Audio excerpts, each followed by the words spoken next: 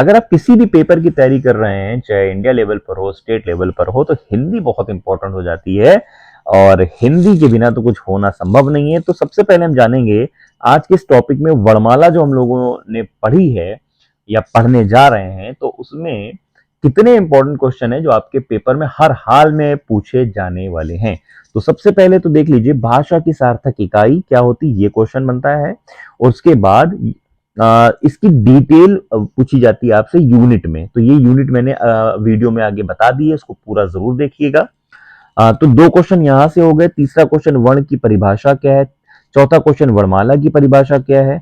पांचवा क्वेश्चन देखेंगे आप उच्चारण के आधार पर क्या है। ये सारी डिटेल जो मैं भी आपसे डिस्कस कर रहा हूं मैंने आगे वीडियो में बता दिया आपको। यहां पर ये मैं रिकैप दे रहा हूं आपको कि मैं आगे की वीडियो में किस तरह आपको पढ़ा रहा हूं, उसको देखिए और क्वेश्चन कौन कौन से इंपॉर्टेंट बन जाते हैं यहां पर ये समझिए। ठीक है, ये समझना बहुत जरूरी है। तो 5 क्वेश्चन यहां पर हो गए। छठा क्वेश्चन देखिए, अंतस्था व्यंजन, ये भी हम लोग छोड़ रहे हैं क्योंकि आगे इसकी डिटेल मैं आपको दूंगा। तो अंतस्था व्यंजन याद करिए, ऊष्मा व्यंजन याद करिए, संयुक्त व्यंजन याद करिए। तो 5 3 8 ये हो गए। और द्विगुण व्यंजन यहां से याद करिए, 9 क्वेश्चन हो गए यहां से। फिर आपके संयुक्त व्यंजन की डिटेल मांगी जाती है आपसे, इसके टुकड़े जो विच्छेद हैं, कौन कौन से अक्षर आते हैं। तो 10 क्वेश्चन हो गए यहां से। यहां से क्वेश्चन बहुत कम बनते, इसके छोड़ दीजिए, ड्रॉप कर दीजिए। अब आ जाइए इधर, इधर आ जाइए। अभी मैंने आपको डिटेल दी है, रिकैप है ये वीडियो का। तो यहां पर आपसे ह्रस्व स्वर की परिभाषा और एग्जाम्पल, इसी तरह दीर्घ स्वर की परिभाषा और एग्जाम्पल। तो 5 3 8 1 9 1 10 क्वेश्चन यहाँ हो गए थे। तो इस तरह 11 ह्रस्व स्वर से, एक क्वेश्चन दीर्घ स्वर से 12, प्लुत स्वर से एक क्वेश्चन विद एग्जाम्पल पूछा जाता है 13। तो यहां तक 13 क्वेश्चन हो चुके हैं आपके। फिर आ जाइए, ये क्वेश्चन इंपॉर्टेंट है लेकिन इतने इंपॉर्टेंट नहीं जितना कि ऊपर। तो मैं इसको यहां से भी एक एक अगर ले लूं तो 13 3 16 क्वेश्चन हो गए, एक अग्र स्वर का, एक मध्य स्वर का, एक पश्च स्वर का। ये कम इंपॉर्टेंट, इसको आप ड्रॉप भी कर सकते हैं। अब ये आप क्या है कि ये फोटो देख पा रहे होंगे, फोटो बहुत इंपॉर्टेंट है, यहां से बहुत सारे क्वेश्चन बनते हैं। ठीक है, तो अभी तक 16 नंबर के पेपर इतने में हो चुका है आपका। फिर 17वां नंबर नासिक के व्यंजन कौन है, ये डिटेल। 18 कौन है आपका दंतमूल। फिर कौन सा तावर्ग है, 19 कौन सा आपका, यहाँ जाइए, मूर्धन व्यंजन है, 20। और कौन सा आपका तालु व्यंजन है, 21। और कौन सा आपका कंठ वर्ग है, ये 22। तो ये याद कर लीजिए। यहां से इस तरह समझिए, मैंने आपको ये समझाया है कि ये का वर्ग, चा वर्ग, टा वर्ग, ता वर्ग, ये चारों वर्ग के नाम पूछे जाते हैं। इसको याद कर लीजिए, मैंने आगे आपको सिखाया है। तो यहां तक हो गए आपके करीब 19 क्वेश्चन हो चुके हैं। अब आ जाइए, आपसे ये पूछा जाता है अनुनासिक स्वर कौन है। 20 क्वेश्चन, 21 20 के आसपास हो गए हैं, मैं भूल रहा हूं लेकिन लगभग मुझे याद आ रहा है 20 हो गए। ठीक है, अब आ जाइए, व्यंजन में आपसे पूछा जाता है परंपरागत कितने हैं और टोटल मिलाकर कितने हैं। तो 21 क्वेश्चन, 33 है, ये सब मिलाकर टोटल मिलाकर 35। फिर आपसे ये जो चार्ट है, जैसे मैंने अभी कहा था चार्ट पर डिटेल करेंगे, तो इस चार्ट से बहुत सारे क्वेश्चन पूछे जाते हैं। सबसे पहले तो अघोष और सघोष में कौन कौन क्वेश्चन है, तो ये हो गए आपके 21 और 22 23 क्वेश्चन। फिर अल्प प्राण और महाप्राण में 25 क्वेश्चन, 24 और 25। और उसके बाद मूर्धन व्यंजन की परिभाषा 26 क्वेश्चन। और उसके बाद ये वर्गों की डिटेल जो पीछे हम लोगों ने नहीं पढ़ी थी, तो वो मैंने इसलिए छोड़ा था कि यहाँ तो सभी वर्गों की डिटेल ले लीजिए कि तो 27 क्वेश्चन ये हो गए। ठीक है, अब आ जाइए, यहाँ पर हम बात करेंगे ये लुंठित व्यंजन कौन है, रा है। पार्श्विक व्यंजन ला है, तो ये 30 क्वेश्चन हो गए। और उच्छित व्यंजन मैंने पीछे काउंट कर लिया था, अयोग वा ले लीजिए, तो ये चंद्रबिंदी और विसर्ग, ये हो गए आपके 31 32 क्वेश्चन। तो अगर देखे जाएं साथियों, तो आप अगर देखें काउंट करें तो इस वर्णमाला से साथियों 30 क्वेश्चन करीब बनते हैं। अगर ये 30 क्वेश्चन आप अच्छे से पढ़ लें तो मेरा गारंटी वादा है आपसे कि वर्णमाला आपकी तैयार हो जाएगी, जो कि मैंने आगे वीडियो में पढ़ाई है। पूरा वीडियो देखिएगा, आपको फुल डिटेल समझ में आ जाएगी। एक बस शॉर्टकट में मैंने आपको समझाया है। ठीक है, चलिए आगे शुरू करते हैं वीडियो। वीडियो शुरू करने से पहले मैं आप सभी से रिक्वेस्ट करूंगा कि इस चैनल को प्लीज सब्सक्राइब कर लीजिए, प्लीज, ताकि आप बाद में भूल ना जाएं। और चैनल को लाइक, सब्सक्राइब और बेल आइकन दबाने के बाद वीडियो को लाइक और शेयर करना ना भूलिएगा। चलिए अब आगे मिलते हैं। जब इसको आप पढ़ लेंगे, समझ लेंगे, तो हम लोग इसकी एक्सरसाइज को भी करेंगे और डिटेल के साथ आपको समझाएंगे क्या क्या आंसर है, क्यों नहीं है। ओके, जय हिंद साथियों, स्वागत है आप सबका आपके अपने YouTube चैनल इम्तियाज क्लासेस पर। तो आज से एक कड़ी मैं शुरू कर रहा हूँ कि अगर आप पूरे इंडिया भर में, चाहे बात सेंट्रल लेवल की हो या स्टेट लेवल की हो, आप किसी पेपर को बीट करना चाहते हैं तो उसके लिए आपको हिंदी बहुत इंपॉर्टेंट हो जाती है। लेकिन प्रॉब्लम आ रही है सभी बच्चों में, मैंने जो एनालाइज किया है कि हिंदी को पढ़ें कैसे। तो आज के इस वीडियो में हम बात करेंगे कि आप हिंदी को कैसे पढ़ें ताकि आपके फुल ऑफ फुल मार्क्स आ जाएं। क्या छोड़ें क्या पढ़ें, आइए डिटेल लेते हैं चैप्टर वाइज। सबसे पहले देखिए, ये पुरानी बुक है, आपके पास इस तरह की नई बुक्स हो सकती हैं या कुछ लोगों के पास पुरानी हो सकती हैं। इसका विषय नहीं है कि आपके पास नहीं है कि पुरानी है, लेकिन होनी बहुत जरूरी है। ये लूसेंट की जो हिंदी बुक है, ये देखिए भाई बहुत ही जबरदस्त बुक है। यकीन जानिए, इस बुक को पढ़कर आप जो है अपना पेपर रीड कर देंगे, मेरा वादा है आपसे। लेकिन प्रॉब्लम ये है कि इसमें क्या क्या पढ़ना है क्या क्या छोड़ना है। तो इसमें जो टॉपिक है साथियों, वो टॉपिक देख लीजिए। कुछ लोग ऐसे होंगे जिन्होंने अभी तक हिंदी की बुक ली नहीं होगी, अगर उनके सामने ये वीडियो पहुंच रहा है तो फटाफट सभी लोग चैनल को सब्सक्राइब कर लीजिए। और जो हमारे चैनल से जुड़े हुए हैं बहुत दिनों से और अभी तक सब्सक्राइब नहीं किया, उनसे भी रिक्वेस्ट है कि भाई जल्दी से आप सब्सक्राइब कर लीजिए। बहुत इंपॉर्टेंट एक सीरीज में शुरू कर रहा हूँ। तो मैं आपको बताऊंगा कि इसमें चैप्टर नंबर 1 ये तो दिया गया है, लेकिन सबसे पहले आपको शुरू करना चाहिए चैप्टर नंबर 2 से, जिसका नाम है वर्णमाला। बहुत इंपॉर्टेंट है ये वर्णमाला चैप्टर, बहुत ही इंपॉर्टेंट है, ठीक है। हालांकि ये बहुत ही इंपॉर्टेंट बुक है, इस बुक को पढ़ने से आपको सब कुछ आ जाएगा, लेकिन उसके बावजूद मैं आपको क्या करूंगा, एक बुक और रिकमेंड करूंगा। उस बुक का नाम है ये बुक है, और इस बुक का नाम है साथियों आदित्य पब्लिकेशन। आदित्य पब्लिकेशन की ये बुक है, देख पा रहे होंगे आप, और ये बहुत इंपॉर्टेंट बुक है ये भी। अब इसमें और आप उसमें क्या फर्क है साथियों, ये मैं आपको चैप्टर में पढ़ाकर समझाने की कोशिश करूंगा कि देखिए डिफरेंस क्या क्या है, ठीक है। हालांकि बोर्ड में मैं पढ़ा सकता था, लेकिन मुझे लगा, जैसा कि कुछ कमेंट मैंने पढ़े थे इंस्टाग्राम पर, टेलीग्राम पर भी, कमेंट बॉक्स में भी आए थे कि सर बुक डिटेल बताइए, बुक को कैसे पढ़ा जाए। तो मुझे लगा कि इसको भी क्लियर करना चाहिए बच्चों को, अगर प्रॉब्लम आ रही है तो। सबसे पहले हम बात करेंगे लूसेंट बुक को पढ़ने से, कि लूसेंट में क्या क्या पढ़ना है और कैसे पढ़ना है। देखिए, ये ऑलरेडी मैंने बहुत बार पढ़ रखी है, और आपके लिए दोबारा मैं पढ़ने जा रहा हूँ। और अगर वीडियो अच्छा लगे तो जरूर लाइक करें, चैनल को सब्सक्राइब जरूर कर लें। देखिए, बहुत बेहतरीन तरीके से मैं आपको बताऊंगा कि इसको कैसे पढ़ना है साथियों, है ना। और नोट्स अगर आप हो सके तो नोट्स जरूर बनाइए प्लीज, है ना। बुक ले लेंगे तो बहुत ही अच्छी बात है, बुक लेने के साथ साथ नोट्स बनाइए, वो अलग ही बात होती है ना। देखिए, जब हम चैप्टर पढ़ते हैं वर्णमाला, जिसका नाम अल्फाबेट है, तो सबसे पहले यहाँ पर आपको समझ में आनी चाहिए इसकी परिभाषा। देखिए, परिभाषा क्या है, भाषा की जो सार्थक इकाई है उसको हम क्या कहते हैं ना, उसको हम वाक्य कहते हैं। अब यहाँ पर हम आपसे ये जरूर डिस्कस करते जाएंगे यहाँ क्वेश्चन कौन कौन से पूछे जाते हैं। तो ये बहुत इंपॉर्टेंट क्वेश्चन है, यही पहला ही क्वेश्चन इंपॉर्टेंट है यहाँ पर, कि भाषा की सार्थक इकाई क्या है। ऑप्शन में होगा वाक्य, पदबंध, अक्षर, पद, इस तरह के होंगे। आपको ये समझना होगा कि यहाँ पर इंपॉर्टेंट क्वेश्चन क्या है। तो मैं यहाँ से आपको ये भी बताता चलूंगा कि इंपॉर्टेंट क्वेश्चन कौन कौन से हैं। तो भाषा की जो सार्थक इकाई है वो कौन है, वो वाक्य है। वाक्य से छोटी इकाई उपवाक्य है, उपवाक्य से छोटी इकाई पदबंध है, पदबंध से छोटी इकाई पद है, जिसे शब्द भी कहते हैं, पद से छोटी इकाई अक्षर, और अक्षर से छोटी इकाई ध्वनि, जिसको वर्ण भी कहा जाता है। अब आप पूछेंगे कि ये परिभाषा क्या पेपर में पूछी जाती है, तो मैं कहूंगा बिल्कुल नहीं। पेपर में जो चीजें ज्यादा पूछी जाती हैं वो मैं आपको समझा रहा हूं। एक तो सीधा क्वेश्चन आता है, भाषा की सार्थक इकाई कौन है, ऑप्शन में वाक्य, पदबंध, उपवाक्य सब दिया जाता है। और दूसरी यूनिट पूछी जाती है ऑर्डर में, मतलब छोटे से बड़े क्रम में और बड़े से छोटे क्रम में पूछी जाती है।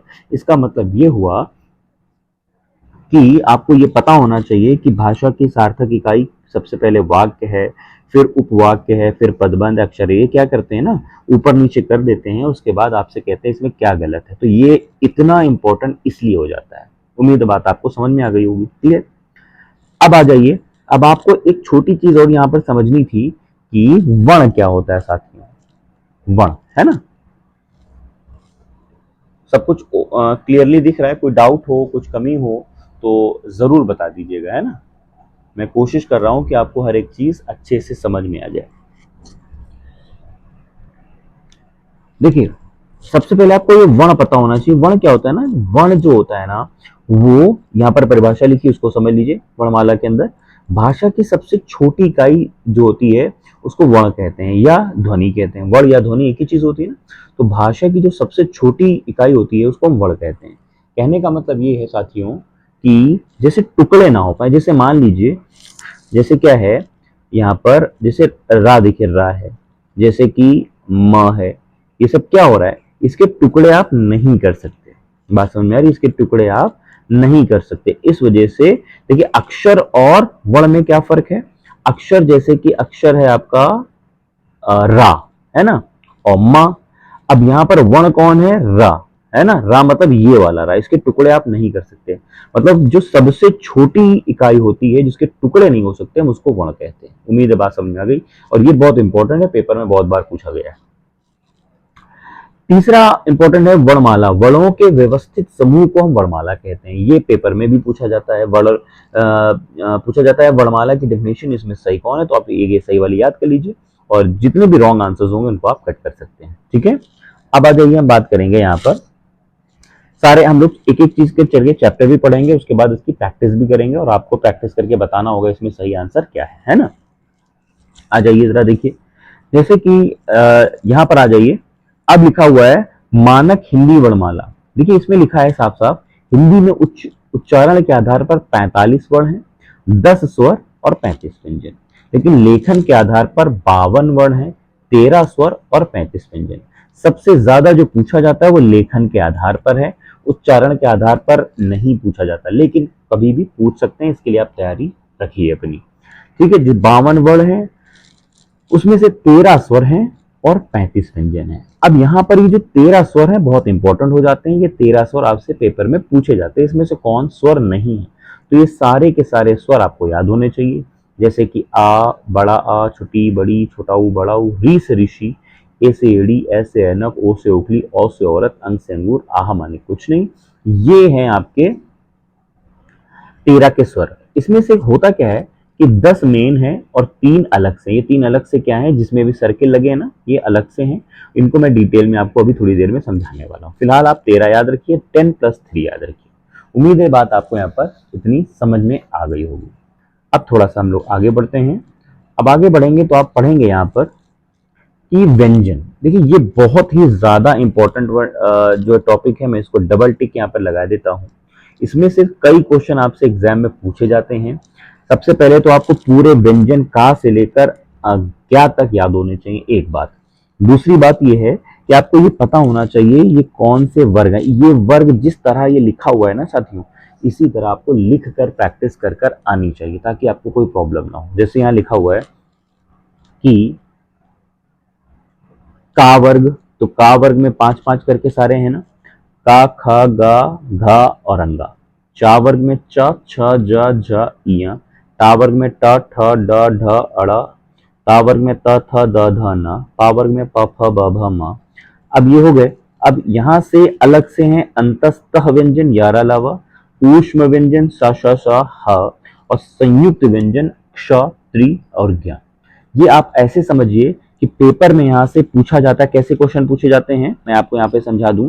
पेपर में आपसे पूछा जाएगा कि इसमें से कौन का वर्ग का नहीं है, तो आपको इस सारे याद होने चाहिए, तभी आप पकड़ लोगे। कौन सा चा वर्ग का नहीं है, कौन सा टा वर्ग का नहीं है, कौन सा ता वर्ग का है या नहीं है, कौन, ये ना।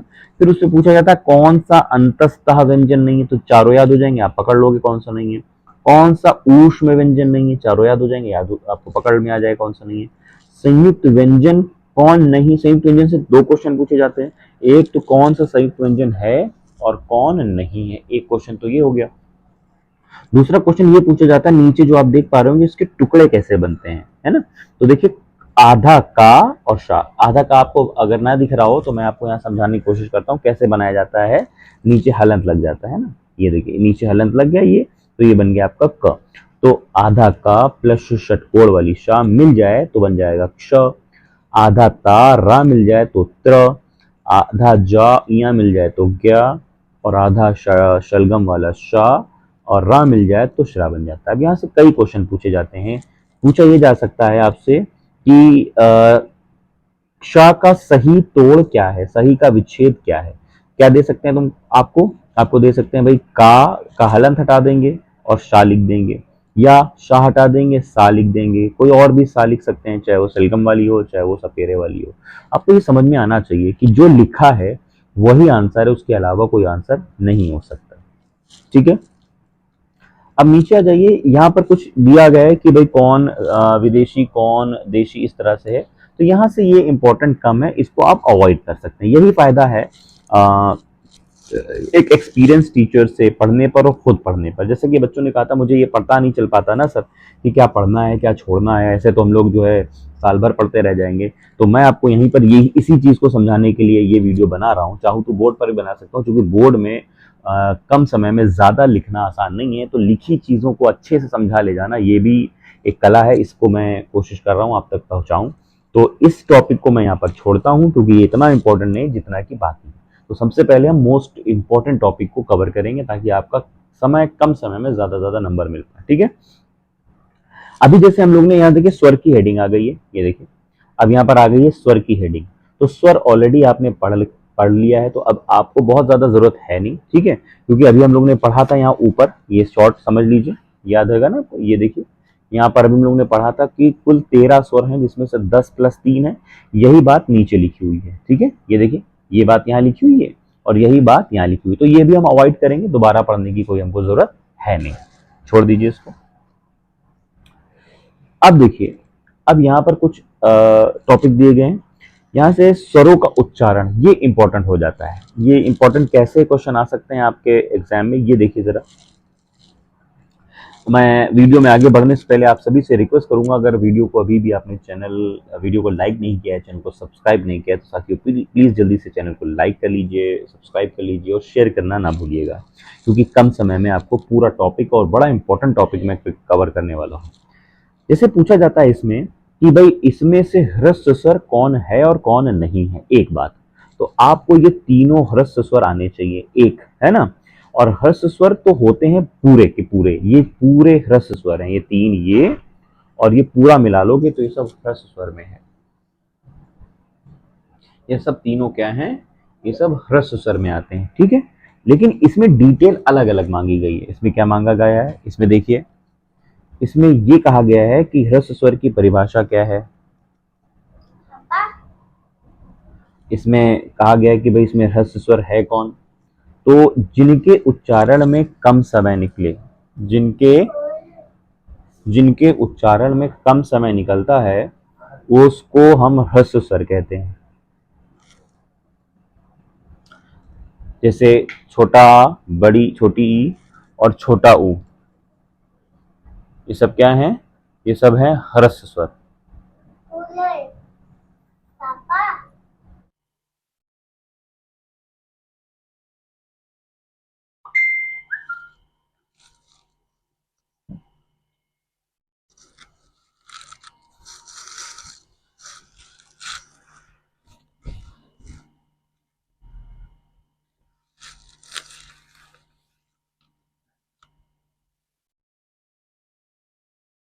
तो हम बात कर रहे थे, आगे की बात अगर करें कि जो ये है स्वरों का वर्गीकरण, इसमें से कौन कौन से क्वेश्चन पूछे जाते हैं, तो जरा देखिए। इसमें से कई क्वेश्चन है। सबसे पहले ये आपसे पूछा जा सकता है कि भाई ह्रस्व स्वर होता क्या है, तो परिभाषा, जिनके उच्चारण में कम समय, मतलब एक मात्रा का समय लगता है, हम उसको ह्रस्व स्वर कहते हैं। तो अब इसमें क्या हो सकता है कि परिभाषा आपको दीर्घ स्वर की या प्लुत स्वर की या अग्र स्वर या किसी स्वर की दी जा सकती है, और आपको ह्रस्व स्वर के लिए कंफ्यूज किया जा सकता है।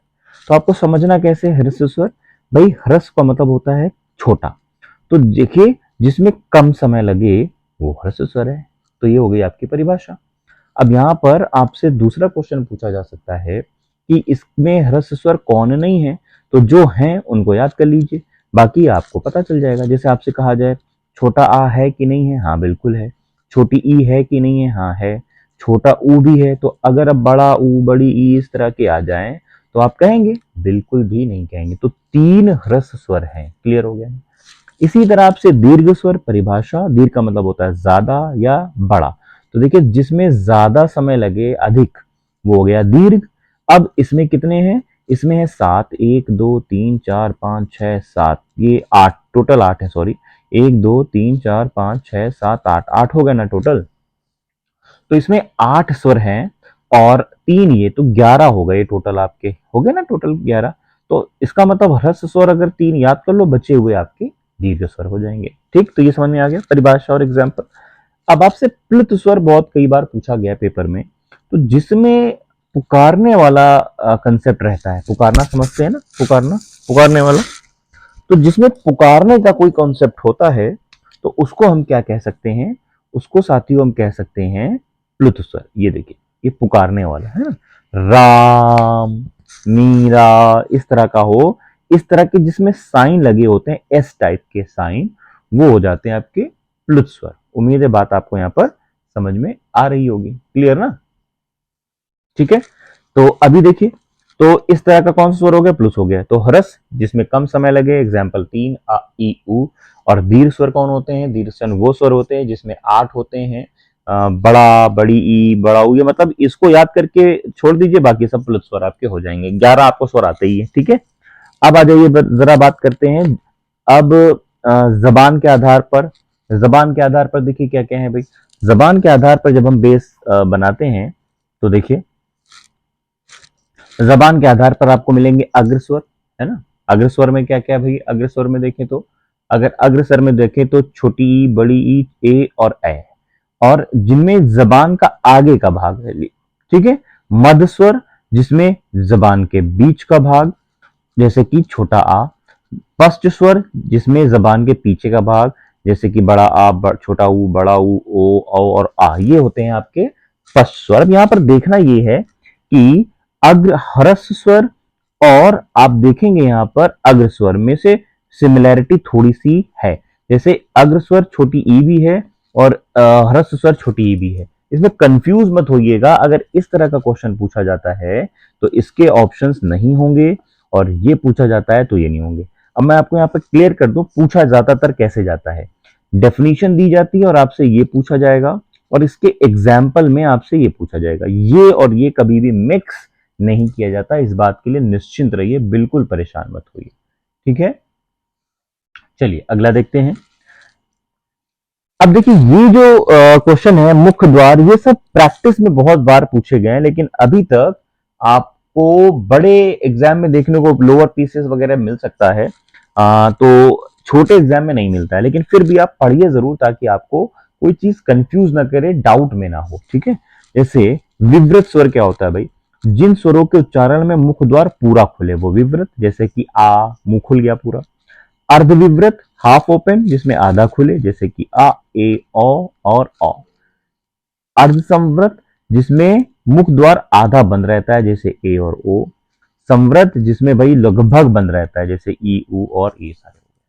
उम्मीद है बात आपको यहाँ पर क्लियर समझ में आ गई होगी। ठीक है, अब बहुत इंपॉर्टेंट पोर्शन आ रहा है। ये जो पिक्चर आप देख पा रहे हैं, है ना, इस पिक्चर से बहुत सारे क्वेश्चन आपसे एग्जाम में पूछे जाते हैं साथी। ठीक है, वो जो बुक मैंने अभी आपको बताई थी आदित्य पब्लिकेशन की, मैं फिर से एक बार बता दूं, ये कोई प्रचार नहीं है, कोई एडवर्टीजमेंट का नहीं है। ये जो मैंने आपको बुक बताई थी सामान्य हिंदी की, आदित्य पब्लिकेशन की, बहुत जबरदस्त बुक है साथियों, इसको जरूर पढ़े। मैं इसका भी यूज आपको बताऊंगा कि इसका क्या यूज है। ठीक है, तो ये काफी पुरानी हो गई है, और क्योंकि मटेरियल सब एक ही जैसा है तो दूसरी लेने की जरूरत नहीं पड़ी मुझे। अगर आपके पास अभी तक बुक नहीं है तो साथियों आप जरूर ले लें, बिना बुक के आप बिल्कुल भी काम चलाने की कोशिश मत करिए, खास तौर से हिंदी की साथियों। ठीक है, तो ये जो आप पोर्शन देख रहे हैं, इस फोटो को बहुत जरूर गौर से देखिए और इसको कोशिश करिए बना लीजिए। ठीक है, अगर हिंदी की बुक आपके पास नहीं है तो हिंदी की बुक लीजिए, यही लूसेंट की, उसके बाद आदित्य भी लीजिए, और इस फोटो को पढ़िए 10 बार, ताकि आपको अच्छे समझ में आ जाए। अगर बुक नहीं है तो इसको फोटो बना लीजिए खुद। अब पेपर में कैसे पूछा जाता है मैं आपको ये समझाने की कोशिश करूंगा। पेपर में पूछा जाता है नासिक का व्यंजन कौन है भाई, ठीक है। जब नासिक के व्यंजन आप समझते हैं तो जरा अभी मैंने आपको ये समझाया था ये वाले व्यंजन, ये ध्यान दीजिए। इसमें जो वर्ग थे सभी का वर्ग, चा वर्ग, टा वर्ग, ता वर्ग, पा वर्ग, इसमें जो ये जो लेटर आया था आखिरी वाला, अंगा, इया, आड़ा, ना, मा, ये सब क्या कहलाते हैं, नासिक के व्यंजन कहलाते हैं। ठीक है, देखो अंगा, आड़ा, इया, अड़ा, ना, मा, ये सब नासिक के व्यंजन, मतलब पांचवा जो अक्षर होता है इसको हम नासिक के व्यंजन कह सकते हैं या पंचमाक्षर भी कह सकते हैं। क्या कह सकते हैं, पंचमाक्षर। नोट करते जाइए, मैं क्योंकि बुक बहुत ऑलरेडी लिखा पढ़ी इसमें बहुत ज्यादा हो गई है, तो इसमें और कुछ लिखना उचित है नहीं, तो इसलिए आप जरूर लिखते जाइए जो कुछ मैं बताऊं आपको। तो यहाँ हो गया।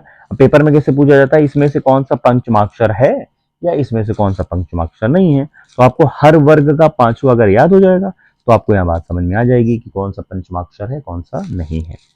अब आ जाइए, दूसरा है दंतमूल। दंतमूल क्या होता है, जो दांत से और ऊपर के तालू से, है ना, मतलब हल्का सा पिछला दांत, ऊपर का मतलब, और तालू का अगला भाग मिलाकर बोला जाए उसको कहते हैं दंतमूल। ये हो गया राला। क्लियर, बात समझ में आ गई।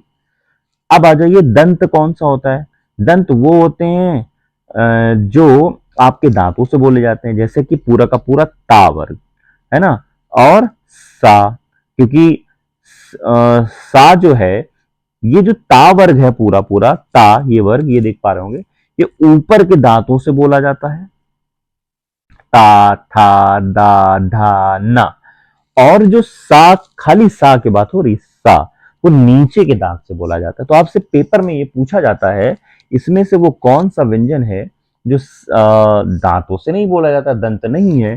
तो सबसे ज्यादा जो पूछा जाने वाला क्वेश्चन है वो सा का है, इसलिए याद रखिए। अक्सर बच्चे ये भूल जाते हैं कि ता वर्ग तो है ही, लेकिन सा भी है नीचे के दांतों से।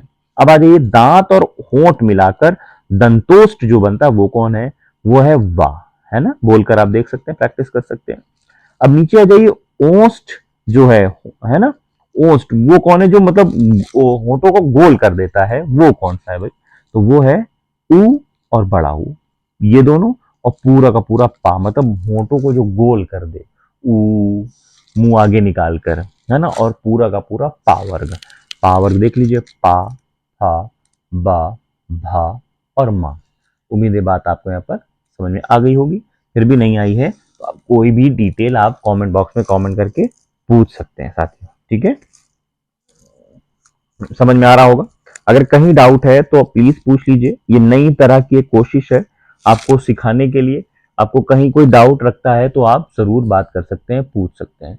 मैंने एक टॉर्च, मोबाइल की टॉर्च जला ली ताकि आपको रोशनी और दिखाई दे, साफ समझ में आ जाए, कोई डाउट ना हो। अंधेरा तो कम लग रहा होगा, अगर अभी हो बताइएगा, है ना, सफाई हो गई होगी काफी, आप समझ में आ रहा है। बहुत सारे सोर्सेज यूज करने पड़ते हैं आप लोगों को समझाने के लिए।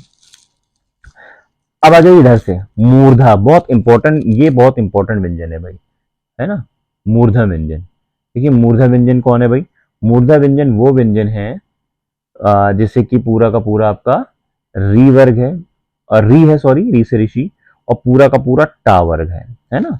ये देखिए, टा, ठा, डा, ढा, आड़ा, ये सब क्या है आपके पूरे मूर्धन व्यंजन है।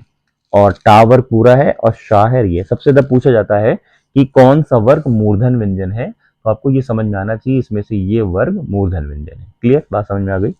अब देखिए जरा, तालु व्यंजन कौन है, तालु व्यंजन है आपके पूरा का पूरा चा वर्ग है, ठीक है। चा वर्ग आपका चौन हो गया पूरा, आपका चा वर्ग हो गया तालु व्यंजन, ठीक है। तो चा वर्ग तालु व्यंजन, और जो आपका टा वर्ग है वो मूर्धन व्यंजन हो गया। ये दोनों बहुत इंपॉर्टेंट है, मैं इसको यहाँ पर इस तरह टिक भी लगा देता हूँ। पेपर में ये पूछा जाता है इसमें से कौन सा वर्ग तालु व्यंजन है या कौन सा मूर्धन व्यंजन है। अब आ जाइए, कंठ तालु, ए और ए है कंठ, और पूरा पूरा छोटा बड़ा ये सब हो गया, कर का वर्ग हो गया। इसमें से ये जो दो व्यंजन है, तीन बहुत अच्छे से आप याद कर लीजिए। अगर हम बात करें तीन क्यों, आप चार पूरा याद कर लीजिए। जैसे ये देखिए, का वर्ग जो है पूरा वो है आपका कंठ व्यंजन का, चा वर्ग जो है आपका ये है आपका तालु व्यंजन, ये हो गया आपका कंठ व्यंजन।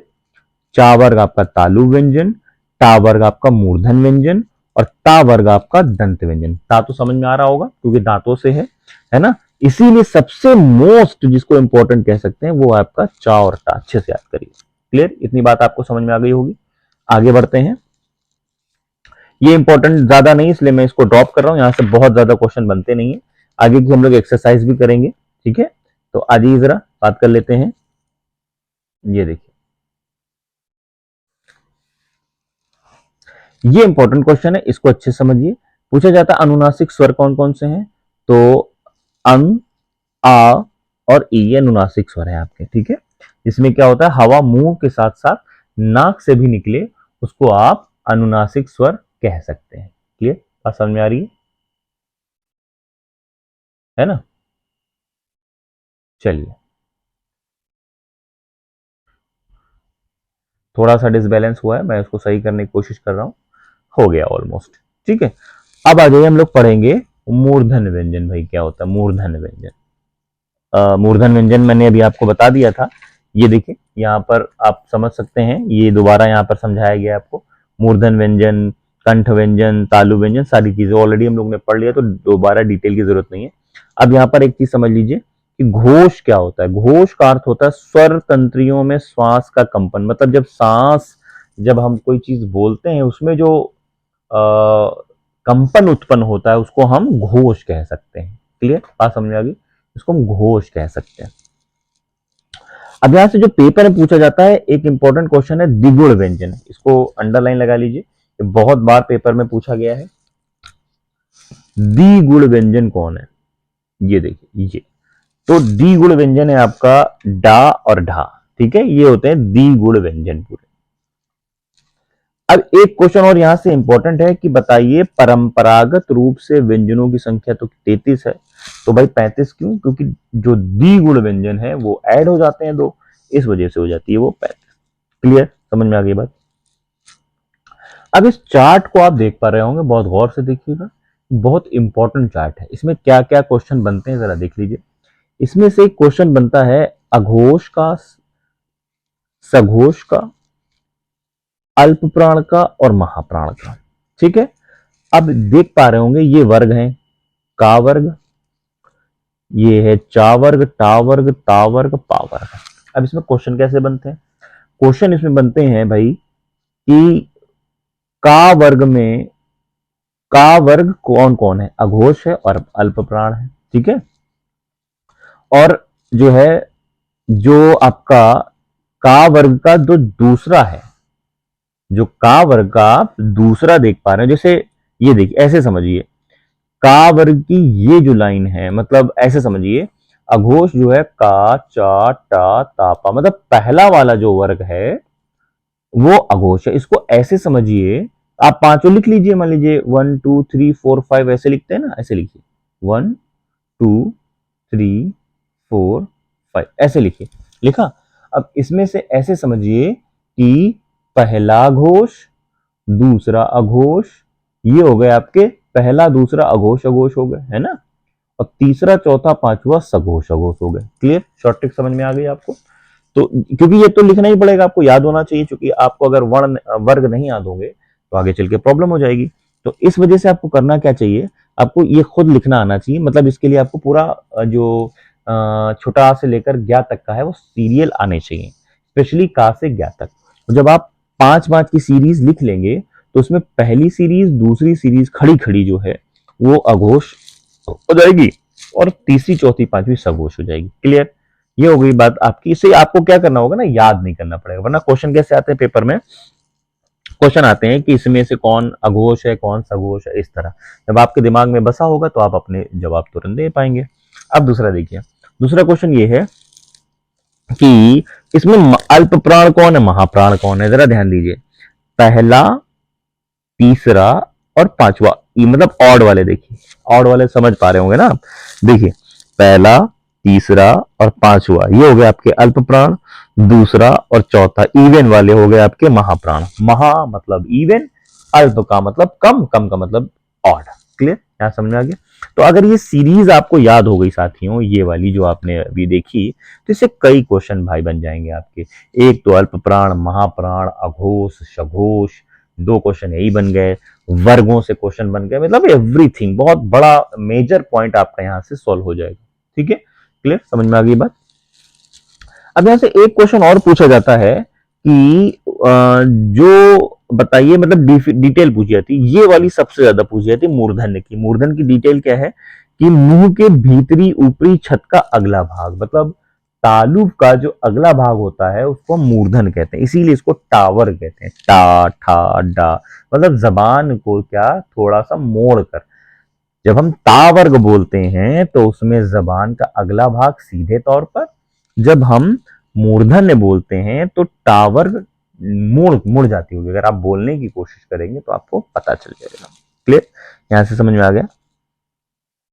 ये जो डिटेल आप देख पा रहे हैं यहाँ पर नीचे, ये ऑलरेडी आपने समझ लिया है। यही चीज मैंने समझाई थी कि पहला, दूसरा, तीसरा, ये मैंने यहाँ लिख दिया शॉर्टकट तरीके से, है ना। कैसे भाई, पहला और दूसरा अघोष है, तीसरा, चौथा, पांचवा सघोष है। पहला और आपका तीसरा और पांचवा अल्प प्राण है, दूसरा और चौथा महाप्राण है। क्लियर। अब आ जाइए, और क्या बचा इस चैप्टर के अंदर। अब इस चैप्टर के अंदर बचता है एक बहुत इंपॉर्टेंट क्वेश्चन, लुंठित व्यंजन। जरा ध्यान दीजिएगा। तो लुंठित व्यंजन क्या होता है भाई? देखिए, ये जो रा होता है ना साथियों, ये भाई लुंठित व्यंजन कहलाता है। और ये जो ला होता है, ये पार्श्विक व्यंजन कहलाता है। ये भी पेपर में बहुत बार पूछा गया है। अच्छा, ये चीज मुझे कैसे पता है? क्योंकि इतनी प्रैक्टिस हम लोगों ने कर ली है कि हर एक क्वेश्चन के पूछे जाने के तरीके पता चल गए। ठीक है, तो इस वजह से हम सभी टीचर्स अपने बच्चों के लिए चाहते हैं, अपने छोटों के लिए, कि भाई उन लोगों को बहुत कम समय में सही जानकारी मिल जाए, ज्यादा पढ़ना ना पड़े। इसलिए आप हम जैसे टीचर्स को फॉलो करें। गुरु दक्षिणा के तौर पर बस क्या कर दीजिए, एक सब्सक्राइब दे दीजिए। आपका एक सब्सक्राइब हमारे लिए गुरु दक्षिणा का काम करता है। ठीक है, कर लेना चाहिए। ठीक है, अब आ जाइए, अयोग वाह क्या होते हैं। ये देखिए जरा, अयोग वाह, ये देखिए, ये है अयोग वाह। अनुस्वार का अंकी बिंदी और विसर्ग का जो चिन्ह है या स्वर है, ये दोनों अयोग वाह कहलाते हैं। ये 2 क्वेश्चन आपके बहुत बार आपसे क्वेश्चन पूछे जाते हैं। तो अब यहां पर चैप्टर पूरा का पूरा खत्म कर दिया आपने। एवरीथिंग हैज बीन फिनिश्ड, सब कुछ कवर हो गया है। सिर्फ क्वेश्चन आंसर्स करेंगे हम लोग। क्वेश्चन आंसर्स आप लोग करेंगे नेक्स्ट वीडियो में।